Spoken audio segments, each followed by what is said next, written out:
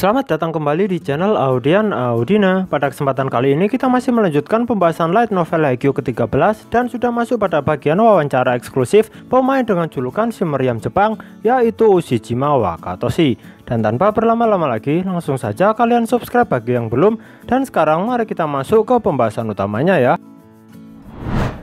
Wing Spiker Kidal Ushijima Wakatoshi. Latar cerita ini berada di ruang ganti pemain pada Gymnasium Tokyo. Kebetulan Sweden Idlers baru saja menyelesaikan pertandingannya. Sedangkan Akane kini masih duduk menunggu dengan diliputi perasaan gugup. Jari-jari tangannya pun sampai gemetaran. Dia masih belum percaya kalau yang bakal dia wawancarai kali ini adalah sang meriam Jepang Ushijima Wakatoshi. Lalu sekarang setelah dia membulatkan tekadnya, dia memberanikan diri untuk masuk menuju ruang ganti pemain tim Sweden Idlers. Dan sesaat setelah membuka pintu, pemandangan yang pertama kali dilihatnya adalah punggung seseorang yang terlihat begitu kokoh dan kuat. Ya siapa lagi kalau bukan Ushijima Wakatoshi. Oh ya, sekilas info aja ya untuk kalian. Pertandingan yang baru saja dijalani Sweden Idlers adalah pertandingan mereka melawan tim Tachibana Red Falcons. Kalau kalian masih ingat di pembahasan saya yang lain, tim Tachibana Red Falcons ini diperkuat oleh Ojiro Aran dan Hakuba Gao. Aran mungkin kalian tahu ya, dulunya dari SMA Inarizaki. Kalau Hakuba Gao dulunya berasal dari SMA Kamomedai. Timnya Hoshiumi Korai, sang raksasa kecil. Kita kembali ke cerita ya sekarang. Akane di sini masih tertegun melihat punggung yang begitu besar di hadapannya. Dia pun merasakan ada aura yang begitu kuat berasal dari Ushiwaka ini. Lalu sekarang Akane menarik nafasnya dalam-dalam untuk menghilangkan rasa gugupnya. Dia pun akhirnya memberanikan diri untuk menyapa Ushiwaka di sini. Pada awalnya dia membuka obrolan dengan memberikan ucapan selamat atas kerja keras Ushiwaka yang telah memenangkan pertandingan hari ini. Tak lupa Akane mengucapkan terima kasih padanya yang sudah mau meluangkan waktunya untuk diwawancarai. Dia juga meminta maaf karena sudah mengganggu waktu istirahat Ushiwaka setelah bertanding hari ini.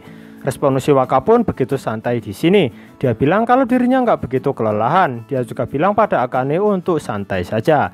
Lalu sekarang Akane mengeluarkan sebuah catatan yang berisi daftar pertanyaan yang bakal dia sampaikan pada Ushiwaka kali ini. Pertama-tama dia memberikan ucapan selamat atas 4 kemenangan beruntun yang sudah dimiliki Sweden Idlers sampai detik ini. Ya ini info baru ya, berarti di pertandingan pembuka V-League kemarin-kemarin mereka dikalahin Black Jackals. Tapi di 4 pertandingan selanjutnya Idlers mampu menang secara beruntun. Ya sebagai tim yang memiliki gelar terbanyak V-League, bukan isapan jempol belaka kalau mereka ini adalah tim yang begitu kuat. Kembali lagi ke cerita ya. Mendengar ucapan selamat dari Akane barusan, bisa dilihat kalau Ushiwaka nggak begitu memperhatikannya. Dia malah sibuk mengingat-ingat kembali mengenai tema wawancaranya bersama Akane hari ini. Dia pun sempat mau bilang mengenai tema wawancaranya. Tapi tiba-tiba saja Akane memotong dengan bilang kalau tema wawancara hari ini adalah menelusuri rekam jejak generasi monster. Dia secara langsung bilang kalau ingin tahu bagaimana kisah Ushiwaka dulu saat masih duduk di bangku SMA. Serta Akane ingin mengungkap rahasia kekuatan yang begitu dahsyat dari si meriam Jepang ini. Dia bilang pada Ushiwaka kalau dirinya begitu mengharapkan kerjasama yang baik di sini. Setelah itu dia membungkukkan badannya di hadapan Ushiwaka. Ushiwaka merespon ucapannya ini.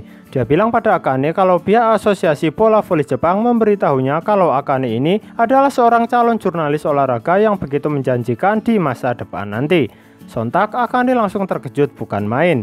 Jantungnya sampai berdegup begitu kencang.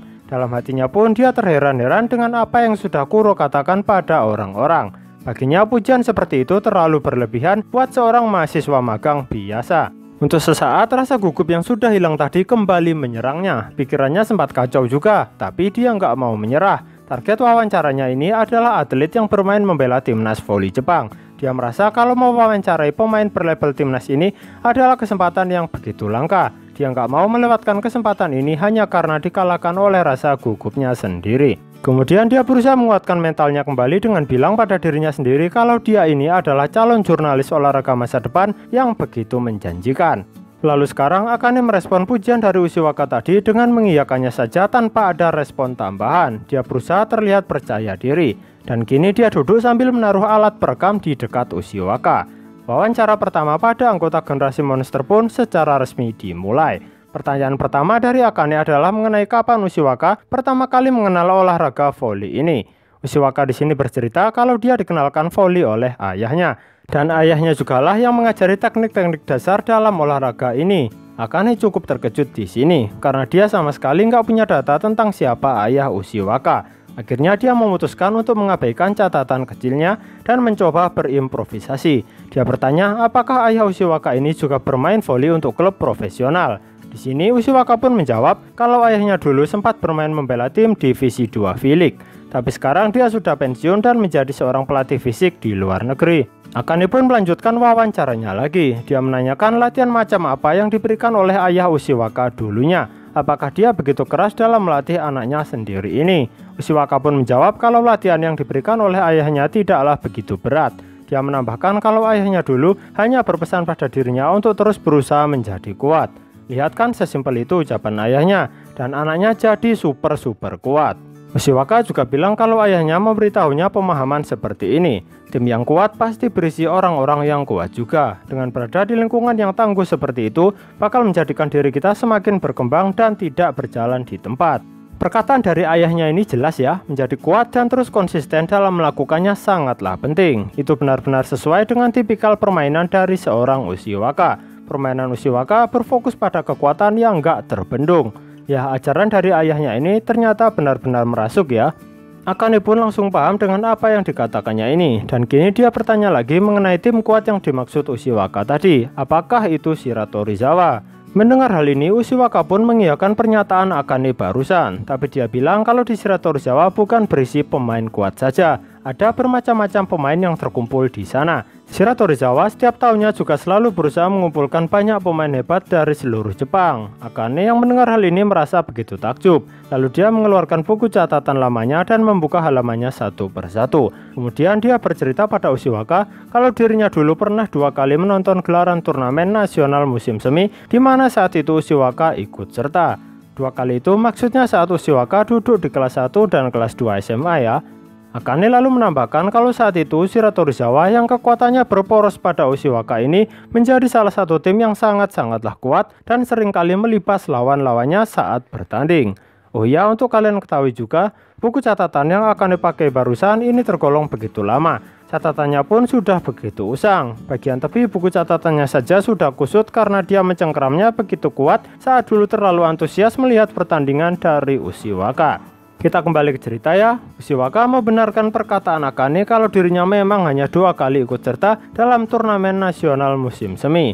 Dia juga menambahkan kalau tim mereka nggak selalu menang terus. Di sini dia mengatakannya dengan ekspresi yang begitu tegas. Nggak ada rasa belas kasihan akan kebenaran yang sebenarnya mengecewakan tersebut. Ucapannya tegas dalam mengungkap fakta yang memang benar-benar terjadi. Ya, seperti inilah sifat seorang pria sejati. Dan sekarang Akane mengeluarkan buku catatannya yang lain dari tasnya. Kali ini terlihat lebih baru dan gak usang seperti yang sebelumnya. Dan catatan ini memang sudah dipersiapkannya khusus untuk wawancara kali ini. Buku catatan ini berisi data pertandingan-pertandingan dari prefektur Miyagi. Lalu kini Akane bertanya lagi pada Ushiwaka. Dia bilang kalau saat Ushiwaka kelas 1 dan kelas 2 lawan mereka di final adalah Aoba Josai. Sedangkan saat kelas 3 lawan Shiratorizawa di final adalah Karasuno. Ushiwaka mengangguk dan bilang kalau pada awalnya dia merasa bakal menghadapi Aoba Josai lagi di final di masa terakhir sekolahnya.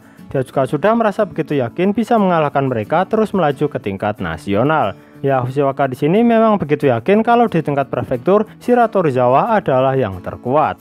Akane tiba-tiba menyahut dan bilang kalau di tahun itu Karasuno adalah tim yang masih dianggap kuda hitam saja. Ushiwaka mengiyakan perkataan Akane barusan. Dia juga bilang kalau salah satu anggota tim Karasuno dulu kini jadi rekan setimnya. Maksudnya Kageyama ya. Tapi saat Akane menatap wajah Ushiwaka, terlihat kalau dia sedang memikirkan sesuatu. Ushiwaka seperti berusaha mengingat sesuatu yang pernah terjadi di masa lalunya. Pada awalnya Akane merasa Ushiwaka bakal mulai menceritakan Kageyama setelah mengalami lamunan sekilasnya. Akane di sini menyiapkan ballpoint dan mendekatkan dirinya. Tapi yang diceritakan Ushiwaka ternyata malah orang lain. Dia malah menceritakan Oikawa. Ushiwaka mengaku pernah diberitahu oleh Oikawa kalau dia punya seorang junior, yaitu Kageyama ya. Oikawa bilang pada Ushiwaka kalau Kageyama itu memang nggak cerdas, tapi dia itu pemain yang hebat. Oikawa juga pernah bilang kalau sudah menebak Shiratorizawa bakal dikalahkan Karasuno di final.